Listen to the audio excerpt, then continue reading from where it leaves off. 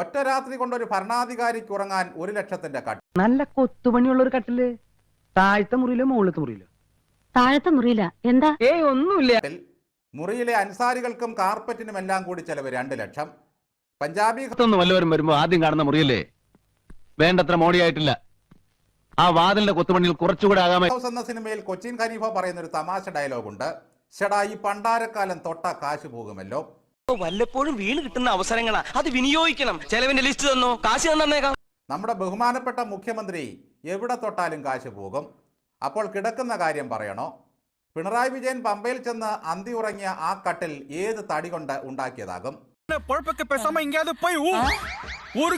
G ശങ്കരക്കുറുപ്പിന്റെ ചന്ദനക്കട്ടിൽ പോലെയാകുമോ? തടിമൂത്ത ചന്ദനം കൊണ്ടല്ലാതെ പടിയിലേക്കാരും വരേണ്ടതില്ല എന്ന് പറഞ്ഞ് തമ്പ്രാൻ ശിക്ഷ വിധിച്ചിട്ടാണ് പണിക്കാരെ പറഞ്ഞയച്ചത്.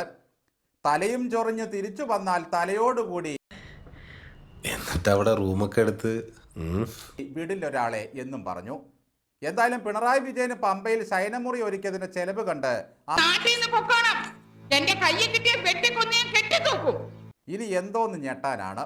ഈ ആയുസ്സിലെ ഞെട്ടലെല്ലാം തീർന്നു കഴിഞ്ഞു. റൊട്ടി തിന്ന് അരവയർ പട്ടിണി കിടന്ന മനുഷ്യൻ എന്തിനാണ് 1